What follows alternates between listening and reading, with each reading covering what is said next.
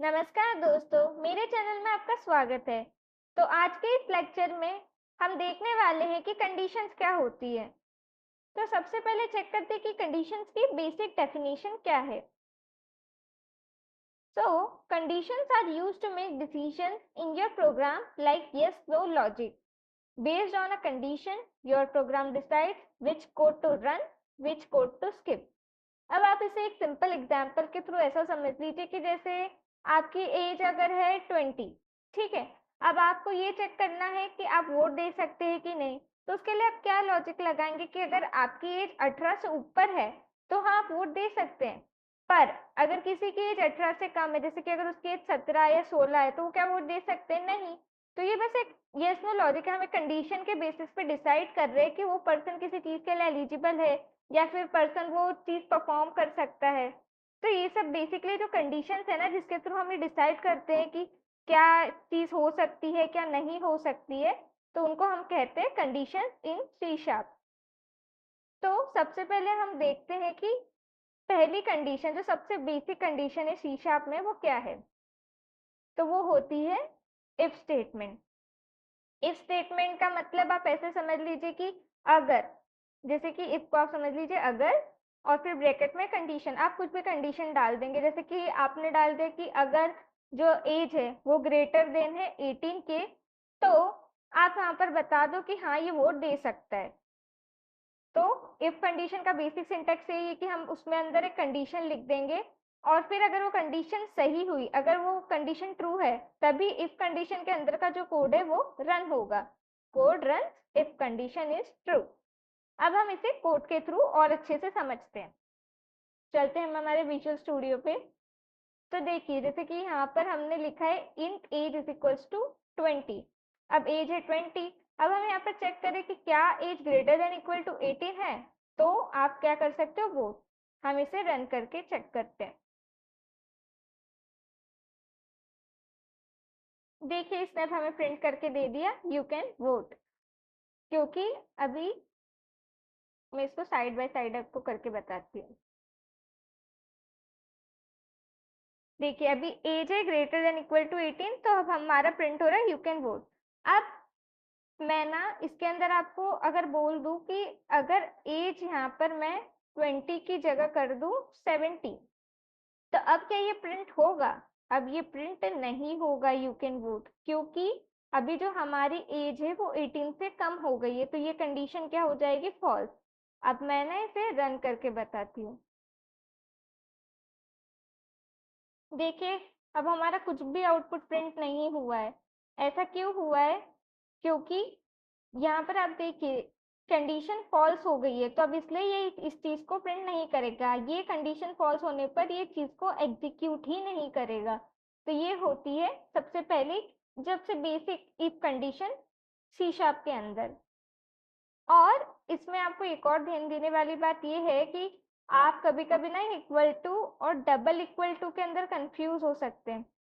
तो मैं आपको व्हाइट बोर्ड के इसमें बताती हूँ बेसिकली कि जो ये इक्वल टू का साइन है ना, वो हम किसी चीज को कुछ वैल्यू असाइन करने के लिए यूज करते हैं। जैसे कि अभी हम यहाँ पर एज को 17 वैल्यू असाइन करें कि एज के अंदर वैल्यू डाल दो 17, तो हम एक सिंगल इक्वल टू लगा रहे हैं।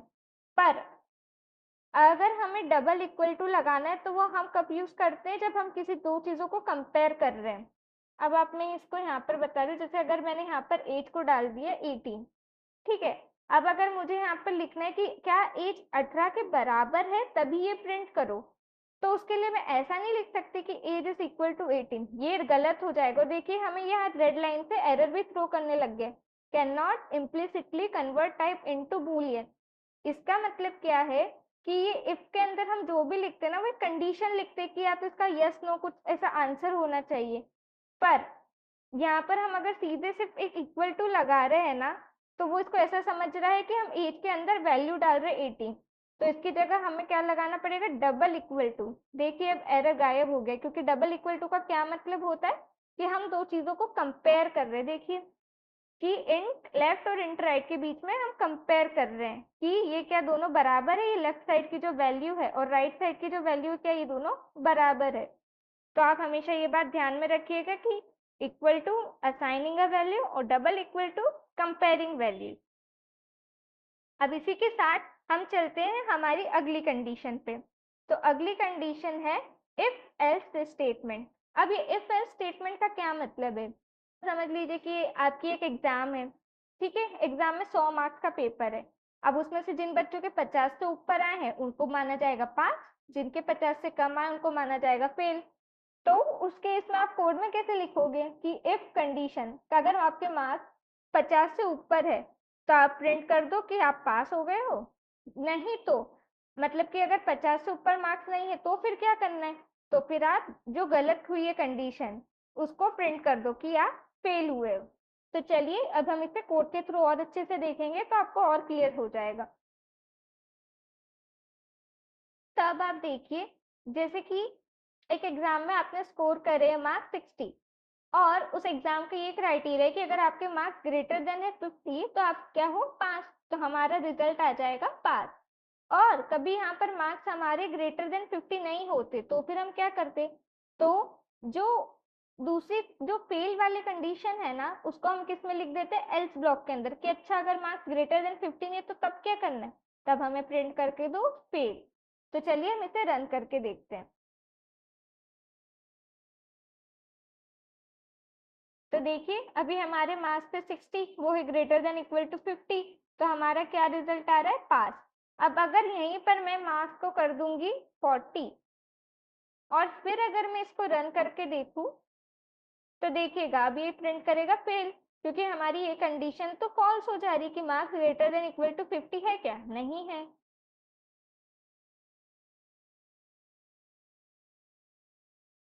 देखिए अब हमारा आउटपुट क्या प्रिंट होके आ रहा है, फेल। तो ये होती है इफ एल्स कंडीशन। अब हम चलते हैं हमारी तीसरी कंडीशन के ऊपर। तो हमारी तीसरी कंडीशन क्या है, इफ एल्स लैडर। अब आप ये समझ लीजिए कि चलिए इसमें तो आपको बस पास या फेल का बताना था। अब अगर आपके पास एक से ज्यादा कंडीशन है, जैसे कि हमारे स्कूल में ग्रेडिंग सिस्टम होता है ना कि जिन लोगों के 90 से ऊपर मार्क्स आए हैं उनको ग्रेड ए मिलेगा, जिनके 70 से लेकर 90 के बीच में उनको ग्रेड बी मिलेगा, सी डी ई एफ, इतनी सारी कंडीशन है। अगर आप इतनी सारी कंडीशन को कोड में लिखना चाहोगे तो वो कैसे लिखोगे, तो उसके लिए हम किसका यूज करते हैं, इफ एल्स लैडर का। तो उसका सिंटेक्स क्या होता है कि पहले हम इफ कंडीशन लिखेंगे फिर ये एल्स इफ यूज कर लेते हैं कि अच्छा अगर ये नहीं हो रही है तो ये कंडीशन कर दो, ये भी नहीं हो रही है तो ये कर दो, और लास्ट में एल्स कंडीशन के साथ हम पूरी चीजों को क्लोज कर देते कि एल्स में हम आखिरी कंडीशन रख देते हैं, जैसे कि जो ग्रेड एफ रहेगा हम उसे लास्ट में लग देंगे कि अच्छा चलो इसके सबसे कम मार्क्स आए हैं, इन किसी भी कैटेगरी में नहीं आ रहे, 70 से ऊपर नहीं है, 60 से ऊपर नहीं है, तो इसको क्या मान लो, ग्रेड एफ दे दो। तो ऐसे में क्या होती है, इफ एल्स की लैडर चलती है जब हमारे पास एक से ज्यादा कंडीशन हो। तो चलिए इसे कोड के थ्रू और अच्छे से समझते हैं। अब जैसे देखिए अगर आपके मार्क्स आए 75, तो अब हम चेक कर रहे हैं कि आपके कौन सी ग्रेड आएगी। तो पहली क्या कंडीशन है कि अगर मार्क्स आपके ग्रेटर देन इक्वल टू 90 है, ग्रेटर देन इक्वल टू 90 है क्या, नहीं, तो ये क्या होगा, ये कंडीशन नहीं चलेगी। फिर हम दूसरी कंडीशन पर आते हैं कि क्या marks greater than equal to 60 है, हाँ, तो फिर हमारे यहाँ पर क्या प्रिंट होना चाहिए, ग्रेड बी। अगर आपके सपोज दैट मार्क्स 60 से भी कम होते, अगर 55 या ऐसा कुछ रहता, तो फिर हमारा क्या प्रिंट हो जाता, marks greater than equal to 40 grade C. और अगर 40 से भी कम मार्क्स लिखे होते, अगर हमारे यहाँ पर मार्क्स 20 होते, तो फिर क्या प्रिंट हो जाता, ग्रेड डी। तो चलिए हम इसे रन करके चेक करते हैं।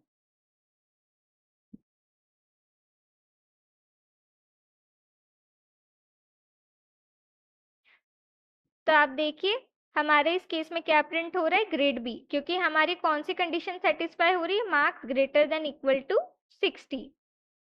अब जैसे कि मैंने आपको बताया अगर मैं यहाँ पर कुछ भी चेंज करूँ, अब जैसे अगर मैंने यहाँ 75 की जगह कर दिया 55, अब क्या प्रिंट होगा बताइए। अब हमारा प्रिंट होगा ग्रेड सी, क्योंकि ये इस कंडीशन के अंदर फॉल होगा, ये दोनों कंडीशन सेटिस्फाई नहीं होगी।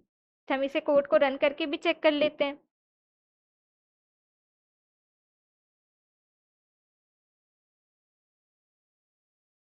देखिए अब हमारा क्या आउटपुट आ रहा है, ग्रेड सी। तो अब हम चलते हैं हमारी अगली कंडीशन के ऊपर।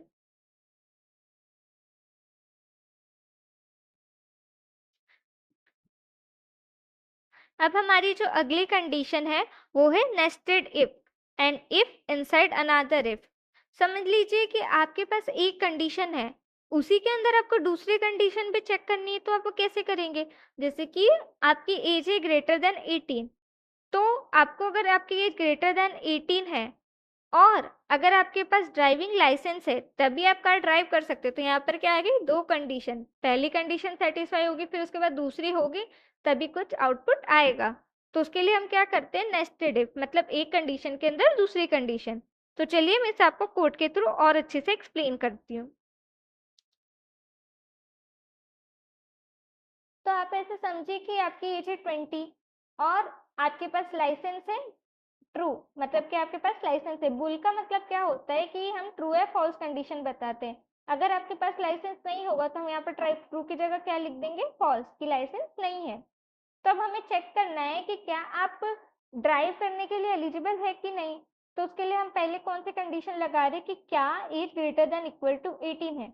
हाँ, age 20 greater than equal to 18 है, ये सेटिस्फाई होगी। अगर ये सेटिस्फाई है तभी ये जाकर इस कंडीशन के अंदर आएगा। इसके बाद ये क्या चेक करा है? क्या लाइसेंस है? हाँ, ये कंडीशन भी क्या हो रही है? ट्रू। तो उसके बाद ही हमें क्या प्रिंट कर देगा? You can drive. तो हम इसे रन करके चेक करते हैं।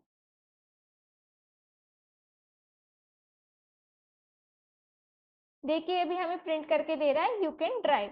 अब मैं आपको इसकी फॉल्स कंडीशन भी बताती हूँ कि अगर इनमें से कोई सी भी एक कंडीशन भी नहीं सेटिस्फाई हुई तो ये हमें यहाँ पर कुछ भी प्रिंट करके नहीं देगा। जैसे कि आप समझ लीजिए कि अगर आपकी एज तो है ग्रेटर देन 18, पर अगर आपके पास लाइसेंस नहीं है तो फिर हमें ये यू कैन ड्राइव प्रिंट होकर नहीं मिलेगा। हम इसे रन करते हैं। देखिए अब हमारा एकदम एम्प्टी आ रहा है। ऐसा क्यों? क्योंकि हमारी एक कंडीशन तो सेटिस्फाई हो गई पर दूसरी कंडीशन सेटिस्फाई नहीं हुई। तो ये होता है नेस्टेड इफ कंडीशन। अब हम चलते हैं हमारी अगली कंडीशन पर।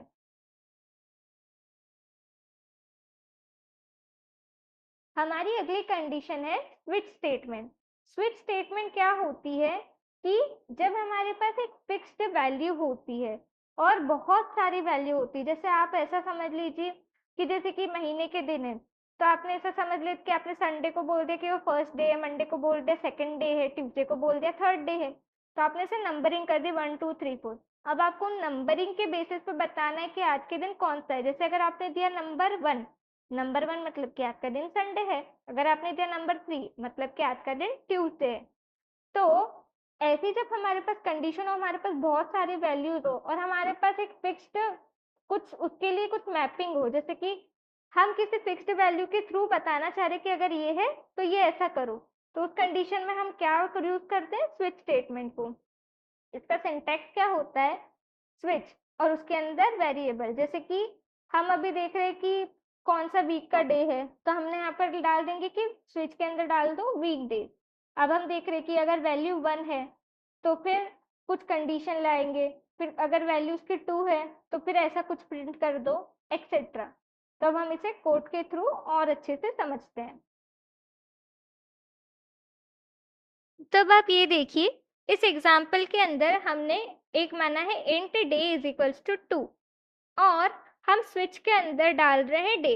हम स्विच के अंदर ये वेरिएबल को डाल रहे हैं कि डे, अगर डे की वैल्यू अगर 1 है तो हमें प्रिंट करना है मंडे। क्या हमारे डे की वैल्यू 1 है? नहीं। अब हम चलते हैं दूसरे केस पर। अगर ये कंडीशन सेटिस्फाई नहीं होती है ना तो फिर ये इसके अंदर कुछ जाता ही नहीं है, मतलब ये केस 1 यहीं पर रुक जाएगा और फिर ये अगर फॉल्स है तो फिर ये सीधे केस 2 पे आ जाएगा। अब हम चेक करते हैं क्या डे की वैल्यू 2 के बराबर है। हाँ, डे की वैल्यू 2 के बराबर है। तो फिर ये इसके अंदर चला जाएगा और फिर क्या प्रिंट कर देगा? ट्यूसडे।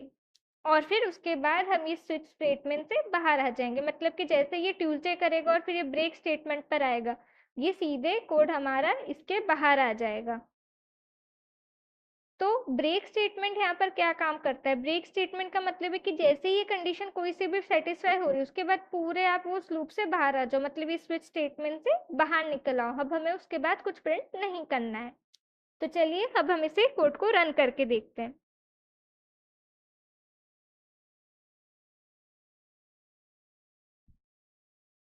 देखिए अभी हमारा क्या प्रिंट हो रहा है, ट्यूसडे। अब मैं आपको बताती हूँ कि इसके अंदर एक डिफ़ॉल्ट केस जो है ना वो रखना काफ़ी ज़रूरी होता है। अब आप सोचिए कि अगर हम यहाँ पर डे 1 या डे 2 रखेंगे तो ये दोनों चीज़ें प्रिंट हो जाएगी। अगर मैं यहाँ पर 0 रख दूँ या फिर 1 2 के अलावा कोई दूसरी वैल्यू रखूँ तब क्या प्रिंट होना चाहिए? तो उसके लिए हम क्या रखते हैं, डिफ़ॉल्ट। स्विच स्टेटमेंट के अंदर डिफ़ॉल्ट क्या काम करता है कि अगर हमारे पास इन कोई से भी केसेस में से कुछ भी वैल्यू हमने नहीं दी है तो डिफ़ॉल्ट में ये प्रिंट कर देना। हम बोल देंगे इनवैलिड डे। जैसे कि अगर मैंने यहाँ पर रख दी 0, अब आप देखिए 0 तो हमने किसी भी केस में नहीं रखा है, तो ये कहाँ पर आ जाएगा, डिफ़ॉल्ट केस पर कि अच्छा कोई से भी केस में कोई वैल्यू नहीं है तो डिफ़ॉल्ट में इनवैलिड डे प्रिंट कर दो। चलिए अब हम इसे रन कर भी चेक करते हैं।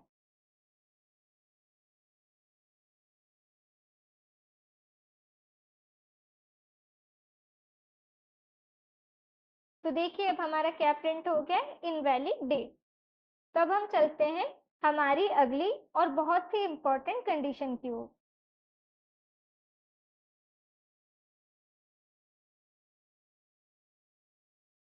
अब हमारे पास आती है टर्नरी ऑपरेटर। टर्नरी ऑपरेटर क्या है, जैसे कि हमने जब पिछले उसमें देखा कंडीशन में इफ एल्स कंडीशन, तो अगर हम उसे छोटे फॉर्म में लिखना है कि मतलब कि हम इतना बड़ा क्यों कोड लिखे, इफ कंडीशन लिखे फिर कर्ली ब्रेस लगाए फिर एल्स लिखे फिर उसके अंदर कर्ली ब्रेस लगा के कंडीशन लिखे, तो उसको एक शॉर्ट फॉर्म बनाने के लिए हमारे पास क्या है, टर्नरी ऑपरेटर। इसके अंदर हम क्या करेंगे कि हम कंडीशन लिख देंगे, फिर चेक करेंगे कि क्या कंडीशन सही है, तो हम यहाँ पर ट्रू वैल्यू प्रिंट करके फिर कोलन लगा के, अगर ये कंडीशन फॉल्स है तो जो फॉल्स में प्रिंट होना चाहिए वो वैल्यू प्रिंट कर देंगे। मैं आपको इसे कोड के थ्रू एक्सप्लेन करती हूँ जिससे आपको और क्लैरिटी हो जाएगी। तो अब आप यहाँ पर देखिए कि अगर आपकी एज है 16, तो हम चेक कर रहे हैं कि क्या आप एडल्ट है या फिर आप एडल्ट नहीं है। तो हमने क्या करा कि एक बनाया रिजल्ट, हमने उसके अंदर चेक करा है कि क्या एज ग्रेटर देन 18 है। क्वेश्चन मार्क का मतलब है कि हम यहाँ पर इवेल्युएट कर रहे हैं कि ये कंडीशन की क्या वैल्यू आ रही है। अब आप बताइए ये कंडीशन हमें क्या रिटर्न करेगी, ये हमें रिटर्न कर देगी फॉल्स, क्योंकि अभी हमारी जो एज है वो 16 है, ये ग्रेटर देन इक्वल टू 18 नहीं है। तो अगर स्टेटमेंट फॉल्स है तो हमारा भी क्या प्रिंट हो जाएगा, माइनर। देखिए मैंने आपको भी सिंटेक्स बताया था कि अगर हम कंडीशन देखते हैं, अगर ये कंडीशन फॉल्स है तो फिर जो कोलन के बाद जो हम लिखते हैं ना उधर हम फॉल्स कंडीशन लिखते हैं कि अच्छा ये ट्रू हो नहीं हो रहा, ये सेटिस्फाई नहीं है, तो फिर ये जो कोलन के बाद वाली स्टेटमेंट है ना वो प्रिंट कर दो। तो हमारा यहाँ पर प्रिंट होना चाहिए माइनर। अब हम इसे रन करके चेक करते हैं।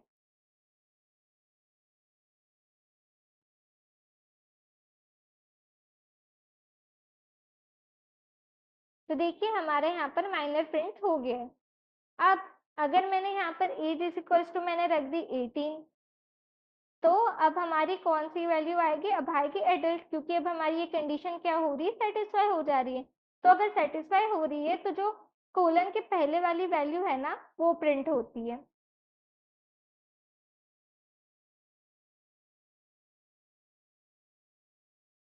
तो देखिए अब हमारा प्रिंट हो गया है एडल्ट। तो ये थी हमारी कंडीशन इन सी शार्प। अब हम चलते हैं इंटरव्यू क्वेश्चंस के ऊपर कि इन टॉपिक से इंटरव्यूज में क्या मोस्टली पूछा जाता है। तो मैंने आपको बेसिकली सारे कॉन्सेप्ट एकदम अच्छे से एकदम सिंपल टर्म्स में एक्सप्लेन कर दिए ताकि आप इंटरव्यूज में उन्हें इजीली एक्सप्लेन कर पाए। तो चलिए हम देखते हैं कि बेसिक इंटरव्यूज में क्या पूछा जाता है। पहला है कि what are conditional statements in C sharp, वो मैंने आपको बता दी कि कितने होते हैं, इफ होता है, इफ एल्स होता है, टर्नरी होती है, स्विच स्टेटमेंट होती है, एक्सेट्रा। फिर अब हमें देखना है कि कंडीशनल स्टेटमेंट के बीच में डिफरेंस क्या होता है। तो आपको बताना है कि इफ स्टेटमेंट में क्या डिफरेंस होता है, स्विच स्टेटमेंट में क्या डिफरेंस होता है, हम कौन सी स्टेटमेंट को कब यूज करते हैं। फिर इफ एंड स्विच के बीच में डिफरेंस है, उसी दोनों क्वेश्चन सिमिलर ही है, आपको बस मतलब कि वो कुछ और पूछ सकते हैं, आपको पूछ लेंगे कि इफ और इफ एल्स के बीच में डिफरेंस बता दो ऐसा। टर्नरी ऑपरेटर क्या होता है, difference between equal to and double equal to. तो इसी के साथ आज हमने देखा कि सी शार्प के अंदर कंडीशन क्या होते हैं।